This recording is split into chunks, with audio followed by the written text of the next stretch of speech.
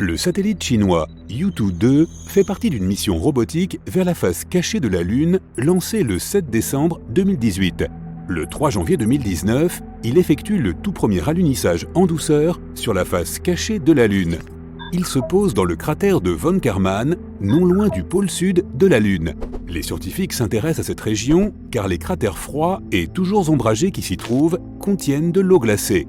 Ces plaques de glace sont irrégulières et probablement anciennes. Au sud, la majeure partie de l'eau glacée est concentrée dans des cratères, tandis qu'au pôle Nord, elle s'étend de façon plus éparse. Dans tous les cas, cette glace pourra être utilisée une fois qu'une mission habitée de longue durée atterrira sur la Lune. Quoi qu'il en soit, plusieurs jours après l'atterrissage de Yutu-2, il ferme ses systèmes d'exploitation et hiberne durant sa première nuit lunaire. Il se réveille le 29 janvier 2019. Tous ses outils fonctionnent normalement. Le rover parcourt 120 mètres lors de son premier jour lunaire complet. Un jour lunaire dure environ 14 jours terrestres et une nuit lunaire a la même durée. Se déplacer et explorer pendant la journée et s'éteindre pendant la nuit deviennent la routine du rover. C'est lors du 8e jour lunaire que Yutu-2 tombe sur quelque chose d'incroyable. Cette découverte conduit les scientifiques à remettre à plus tard tous les autres plans de la mission.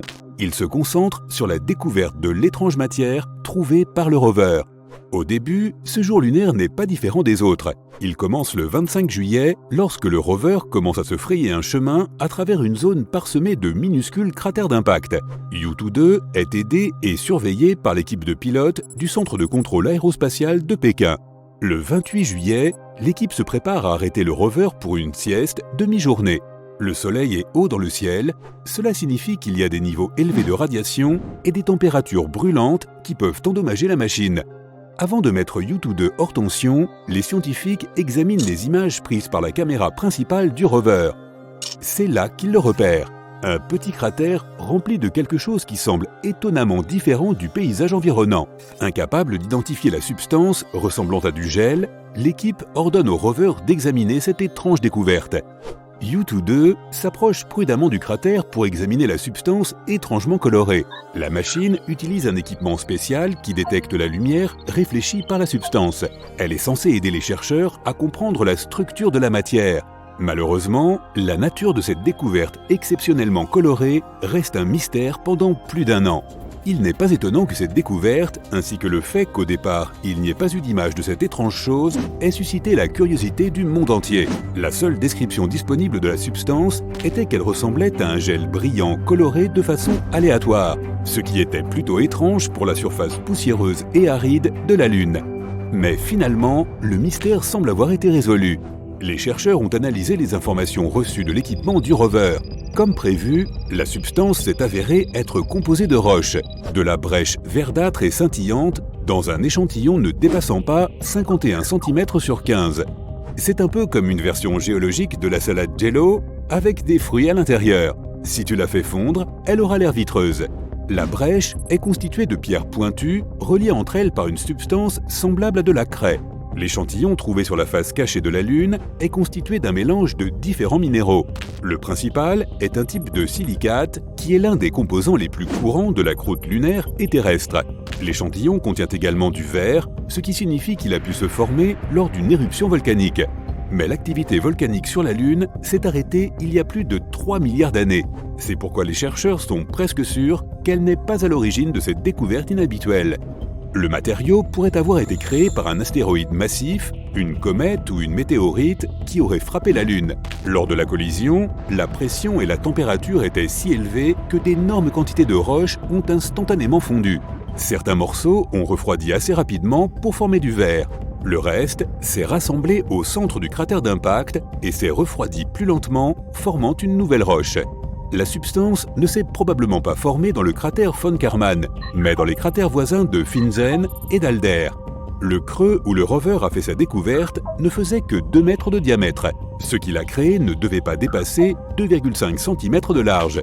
Mais alors, cela serait trop petit pour créer un si gros morceau de brèche. Il est intéressant de noter que la matière est similaire aux échantillons recueillis par les astronautes lors des missions Apollo de la NASA. L'un de ces échantillons était constitué de tessons de minéraux brisés et sombres collés les uns aux autres. Ils contenaient également du verre noir et brillant. On n'est pas sûr, toutefois, que ce soit la même substance que celle découverte par U2-2. Lorsque le rover a pris des photos et effectué ses mesures, il faisait plutôt sombre dans la zone. La qualité des images n'est pas très bonne.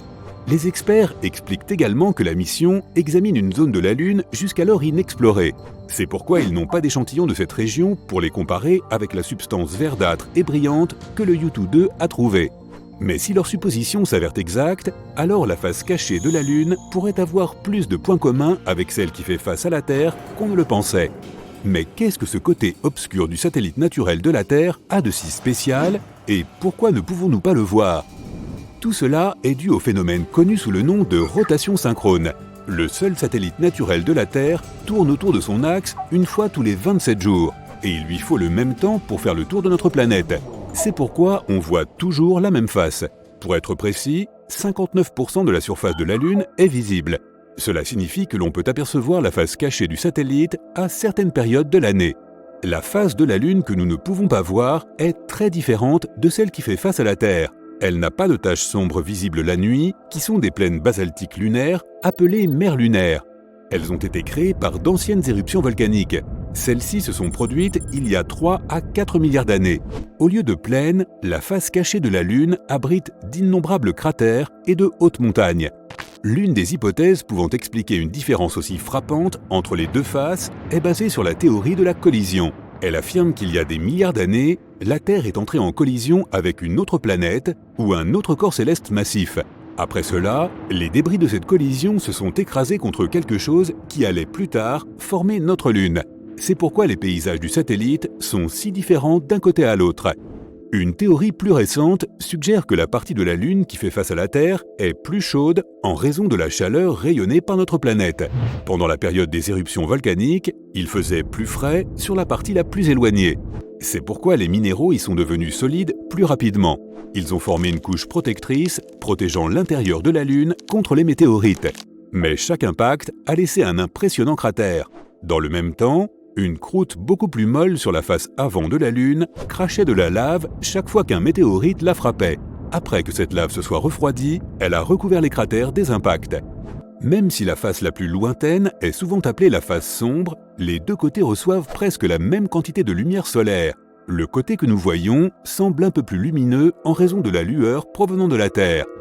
Il y a 2 raisons pour lesquelles les scientifiques sont intéressés par l'exploration de la face cachée de la Lune. Après avoir quitté notre planète, de nombreuses ondes radio sont bloquées par le satellite naturel de la Terre. Si les astronomes pouvaient construire leurs télescopes radio et optiques sur la face cachée, ils obtiendraient beaucoup plus de données. Il n'y aurait aucun problème d'interférence, quelle qu'en soit la nature. Les télescopes seraient également protégés de l'éblouissement de la lumière du jour provenant de notre planète. Si les télescopes étaient installés dans des cratères, ils seraient également protégés du rayonnement solaire. Les astronomes pourraient ainsi obtenir une vue incroyablement claire des régions lointaines de l'univers. De plus, les scientifiques pensent qu'il y a de grandes quantités d'hélium-3 de l'autre côté de la Lune. La Terre est protégée des vents solaires qui transportent ce gaz par son champ magnétique. Mais notre satellite naturel n'a pas un tel bouclier. C'est pourquoi les experts pensent que la Lune peut être un endroit parfait pour l'extraction de l'hélium-3. Cet élément rare pourrait être utilisé plus tard comme combustible pour les réacteurs à fusion. Quand tu la vois dans le ciel, elle a l'air ronde. Mais la Lune a plutôt une forme ovale, semblable à celle d'un citron. Cette forme aplatie avec un renflement de chaque côté est apparue il y a des milliards d'années lorsque des forces de marée extrêmement chaudes ont façonné sa croûte. Elles ont réchauffé certaines régions plus que d'autres. La gravité de notre planète a contribué à exagérer cette forme de citron au fil du temps.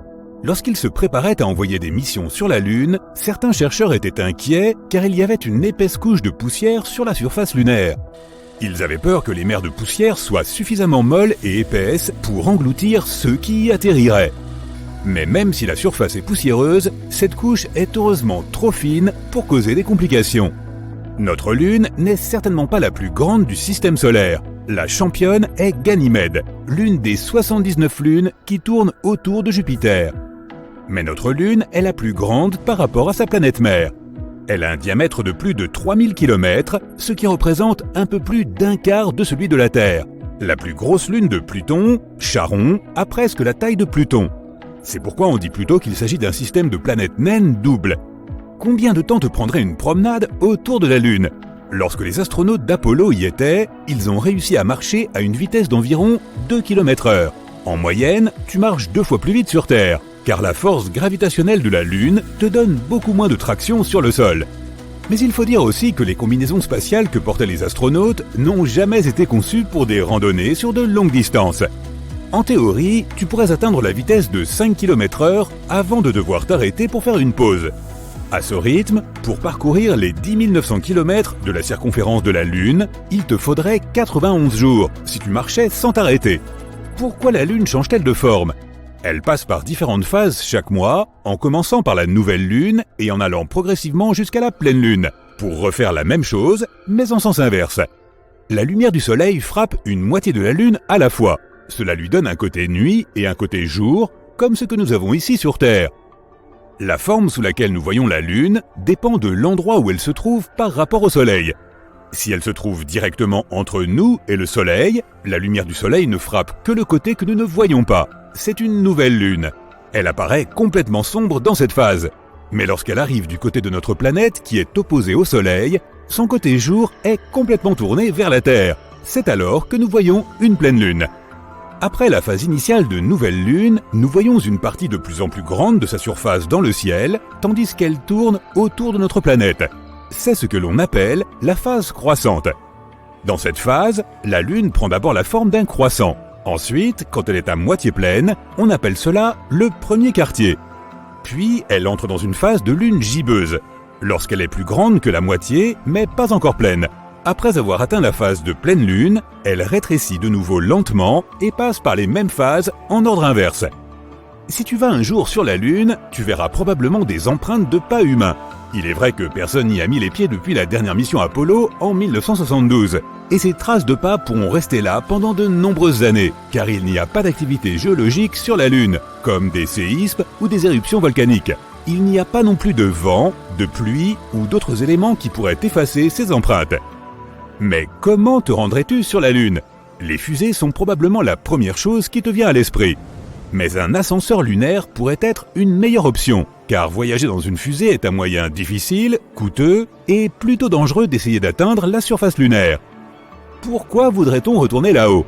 Il ne s'agit pas seulement de cratères, d'une vue imprenable sur notre planète ou de toutes ces choses uniques que la Lune offre. Elle regorge aussi de ressources comme une forme rare d'hélium que nous pourrions utiliser dans des centrales à fusion sur Terre.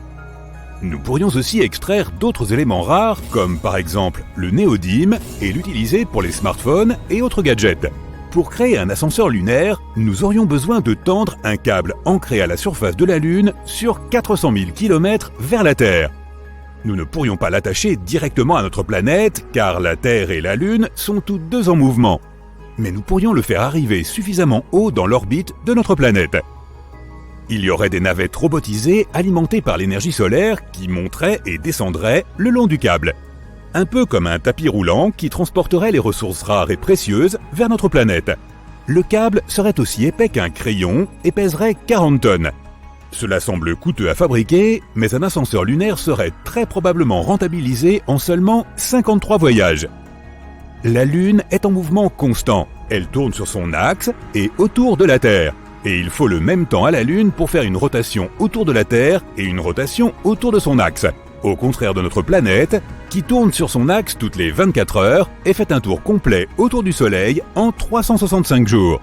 La Lune est donc en rotation synchrone à notre planète, c'est pourquoi nous voyons toujours le même côté de notre satellite naturel. Selon une théorie, la Lune s'est probablement formée lorsqu'un gros objet de la taille de Mars a heurté la Terre. Ils sont entrés en collision il y a 4,5 milliards d'années, lorsque le système solaire était encore à ses débuts, qui étaient assez chaotiques.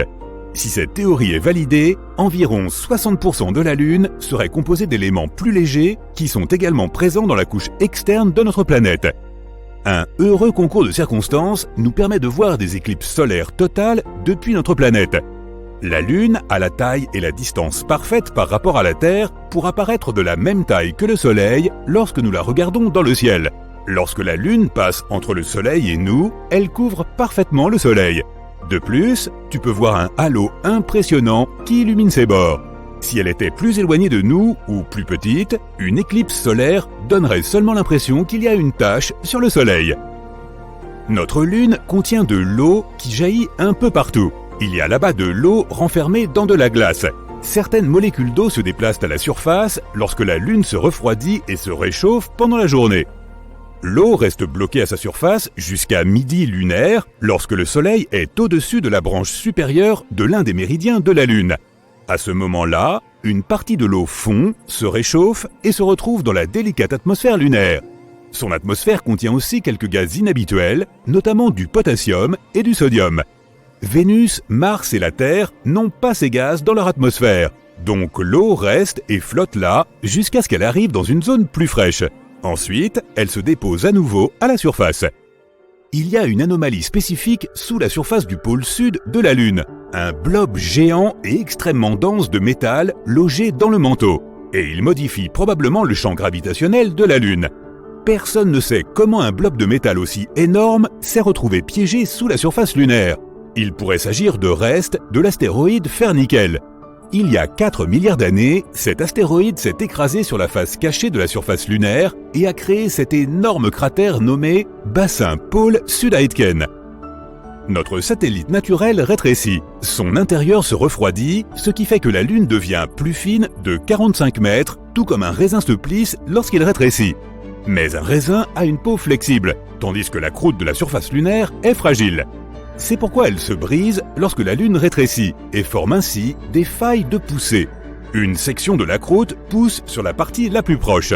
Cela se produit depuis quelques centaines de millions d'années. Ces failles lunaires sont toujours actives. Elles produisent probablement des séismes lunaires car la Lune rétrécit et se refroidit progressivement tout le temps. Certains de ces tremblements de Lune sont forts, environ 5 sur l'échelle de Richter. Pendant leur orbite autour de la Lune, les astronautes ont pris des images d'Ina, un dépôt volcanique assez inhabituel. Ina n'est pas très vieux. Il pourrait s'être formé quelque part entre 3,5 et 1 milliard d'années. Les volcans de la Lune étaient probablement actifs pendant l'ère des dinosaures. Si seulement ces derniers avaient pu inventer les télescopes, ils auraient probablement joui d'une vue magnifique de la lave qui suintait de la surface lunaire de temps en temps. La Lune a son propre fuseau horaire appelé heure standard lunaire. Il ne correspond pas à l'heure sur notre planète. Une année sur la Lune dure 12 jours. Chaque jour est à peu près aussi long qu'un mois sur Terre. Ces jours ont reçu leur nom d'après les astronautes qui ont marché sur la Lune. Les jours sont divisés en 30 cycles, les cycles sont divisés en heures, minutes et secondes. Le calendrier a commencé lorsque Neil Armstrong a posé le pied sur la Lune le 21 juillet 1969. Imagine sortir de ta navette spatiale et poser le pied sur la surface de la Lune. Sous tes pieds, le sol est recouvert d'une matière fine qui ressemble à de la poudre. C'est la poussière lunaire. Tu regardes autour de toi et prends une bouffée d'air frais. L'odeur est très différente de celle de l'air sur Terre, mais elle est tout de même agréable. Malheureusement, tout cela est très improbable. Notamment parce que la Lune n'a presque pas d'atmosphère. Le satellite naturel de la Terre est trop petit, moins de 2% de la masse de notre planète. Pour cette raison, son champ magnétique n'est pas assez puissant pour conserver une atmosphère. Même si la Lune en possédait une, les vents solaires la souffleraient immédiatement. Mais si tu pouvais visiter la Lune il y a 3 ou 4 milliards d'années, ce que tu verrais serait très différent. À cette époque, elle disposait très probablement d'une atmosphère. En ce temps-là, notre satellite était parcouru par de puissantes éruptions volcaniques. Des gaz se répandaient sur toute sa surface. Et ça se passait si vite qu'il n'avait pas le temps de se répandre dans l'espace. La surface lunaire était alors couverte de bassins, et ceux-ci étaient remplis de basalte volcanique.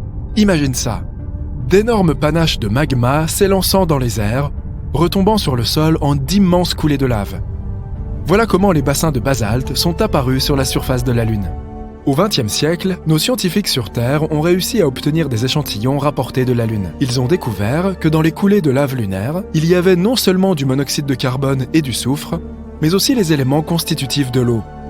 Grâce à ces échantillons, les chercheurs ont pu calculer la quantité de gaz qui s'était élevée pour former l'atmosphère. Et ils ont découvert que c'est il y a environ 3,5 milliards d'années qu'elle était la plus dense.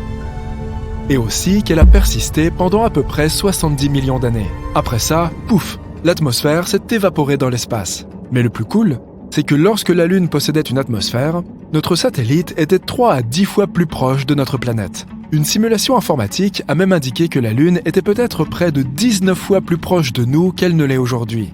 On pense qu'elle se trouvait alors à quelques 30 000 km, alors que de nos jours, elle se trouve à environ 390 000 km. C'est pourquoi la Lune avait l'air beaucoup plus grosse dans le ciel. Malheureusement, à cette époque, il n'y avait même pas de dinosaures pour profiter de la vue.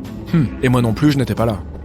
En même temps, selon les études les plus récentes, notre Lune aurait bel et bien une atmosphère. Elle est composée principalement d'hydrogène, de néon et d'argon et contient aussi quelques autres gaz rares, comme le potassium ou le sodium. On les trouve, par exemple, dans les atmosphères de Mars, de Vénus ou de la Terre. Malheureusement, une telle atmosphère ne nous convient pas du tout. Nous sommes absolument dépendants de l'oxygène. Mais devine quoi ? Il y a aussi beaucoup d'oxygène sur la Lune. Oui, je sais, tout ça doit te paraître un peu déroutant. Mais le truc, c'est que cet oxygène n'y existe pas sous sa forme gazeuse la plus courante. Non, il se trouve piégé dans la couche de roches et de poussière qui recouvre la surface de la Lune. Cette couche s'appelle le régolithe et il contient près de 45% d'oxygène. Cela veut dire que si l'on était capable d'extraire cet oxygène, nous pourrions vivre sur la Lune ? Pas si vite. L'oxygène contenu dans ces roches est très étroitement lié aux minéraux. Et pour séparer ces éléments, il nous faudrait des tonnes d'énergie et un équipement adapté. Mais si l'on parvenait à amorcer ce processus, la Lune pourrait fournir beaucoup d'oxygène. Il existe une théorie selon laquelle la Lune se serait formée lors d'une collision entre la Terre et un autre planétoïde. Ce planétoïde devait être plus petit, de la taille de Mars. Cela s'est probablement produit il y a environ 4,5 milliards d'années. Selon une autre théorie, la Lune était autrefois un astéroïde ou un autre corps vagabond du même genre. Elle se serait formée ailleurs, quelque part dans le système solaire. Et lorsqu'elle est enfin passée près de la Terre, elle a été immédiatement happée par la gravité de notre planète. D'autres experts pensent qu'à un moment donné du passé, la Terre tournait si vite qu'une partie de sa matière s'est détachée. Et ce morceau s'est rapidement mis à tourner autour de notre planète. C'est ainsi que la Lune est apparue dans le ciel. D'après la théorie la moins passionnante, le satellite naturel de la Terre serait simplement apparu en même temps que notre planète au moment de sa formation. Actuellement, la Lune est le 5e plus grand satellite naturel de notre système solaire. C'est aussi l'un des plus denses, juste derrière le satellite de Jupiter, Io. Il est fort probable que la Lune ait un noyau minuscule, pas plus grand que 2% de sa masse totale. Large d'environ 676 km, il est principalement composé de fer et de soufre. La surface de la Lune est sombre, même s'il s'agit de l'objet le plus brillant de notre ciel nocturne. En réalité, sa réflectance est à peine plus élevée que celle de l'asphalte. Tu as peut-être entendu dire que la Lune, ainsi que le Soleil, provoquent des marées dans les océans et les mers sur Terre. En effet, l'attraction gravitationnelle de notre satellite crée ce qu'on appelle la force de marée. Elle fait s'enfler les mers aux endroits qui se trouvent, à tel ou tel moment, les plus proches de la Lune. Ces renflements sont ce que nous appelons les grandes marées. Mais ce que peu de gens savent, c'est que la Lune fait aussi monter et descendre les roches, comme elle le fait avec l'eau. Bien sûr, cet effet n'est pas aussi visible que le sont les marées océaniques. Mais il est tout de même perceptible. La surface solide de la Terre se déplace d'environ 2,5 cm lors de chaque marée. Non seulement la Lune provoque des marées sur notre planète, mais elle ralentit aussi sa rotation. Ce phénomène est connu sous le nom de freinage par effet de marée. Il augmente la durée d'un jour sur Terre d'un peu plus de 2 millisecondes tous les 100 ans. La Lune s'éloigne aussi de la Terre à la même vitesse que celle à laquelle poussent tes ongles. Cela représente environ 4 cm par an. Tu devrais vraiment les couper. Si un jour elle s'éloigne dans l'espace, notre planète connaîtra des temps difficiles. Sans l'attraction stabilisatrice de la gravité lunaire, l'inclinaison de la Terre commencerait à changer de façon spectaculaire. De l'absence totale d'inclinaison, ce qui signifie qu'il n'y aurait pas de saison, à une forte inclinaison, ce qui entraînerait des conditions météorologiques spectaculaires. Comme la Lune n'a pas d'atmosphère, rien ne la protège des températures extrêmes.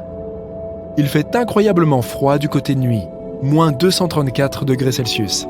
Et pendant ce temps, le côté ensoleillé est littéralement en ébullition, avec une température de 121 degrés Celsius. Une autre chose dont la Lune ne peut pas se protéger sans atmosphère, ce sont les météorites.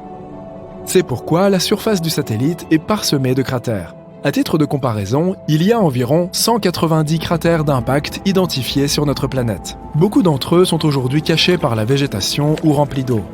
Mais sur la Lune, leur nombre est beaucoup plus important. Il s'élève à plusieurs millions. et environ 5000 d'entre eux font plus de 20 km de diamètre. La Lune est moins active sur le plan sismique que la Terre. C'est pourquoi ces cratères et autres formations anciennes restent dans le même état pendant des siècles. Mais même si la surface de la Lune est en grande partie inactive, le satellite naturel de la Terre est quand même secoué de tremblements réguliers. Il se déclenche à plusieurs kilomètres de profondeur. Selon une théorie, il pourrait se produire en raison du rétrécissement de la Lune dû au refroidissement de son intérieur. Les scientifiques disent que la Lune est devenue plus petite d'environ 45 mètres en quelques centaines de millions d'années. Mais comment l'expliquer ? Imagine un raisin qui se transforme en raisin sec. Il se ride tout en rétrécissant. Voilà exactement ce qui arrive à la Lune. Elle rétrécit et se froisse. Mais contrairement au raisin, la peau de la Lune n'est pas souple. Sa surface est dure et cassante. Donc, à mesure que la Lune rapetisse, sa croûte se fissure et se brise. Ces diverses parties se chevauchent. Les chercheurs sont presque sûrs que de telles failles sont toujours actives et probablement responsables des tremblements qui secouent la Lune. Certains de ces tremblements sont assez forts, jusqu'à 5 sur l'échelle de Richter. Lorsque tu lèves les yeux vers la Lune, tu vois toujours le même côté de notre satellite. Tout comme notre planète, la Lune tourne autour de son axe. Mais cette rotation dure environ 27 jours. Et c'est exactement ce qu'il faut de temps à la Lune pour tourner autour de la Terre. Ce phénomène s'appelle le verrouillage par effet de marée. Avant qu'on ne commence à explorer l'espace, personne n'avait jamais vu l'autre face de la Lune. On ne savait pas à quoi ressemblait cette face cachée. Alors que la face visible de la Lune est principalement constituée de grandes plaines émaillées de bassins d'impact, sa face cachée est aussi accidentée que cratérisée. La croûte y est plus épaisse, avec moins de traces d'activité volcanique. Au fait, la Lune n'est pas parfaitement ronde ou sphérique. Elle a la forme d'un œuf. Lorsque tu la regardes, l'une de ses extrémités est toujours dirigée vers toi. Oui, tout droit vers toi. C'est la raison pour laquelle son centre de masse n'est pas son centre géométrique. En réalité, il se trouve décentré d'un peu plus d'1,5 km, comme une balle de golf de mauvaise qualité.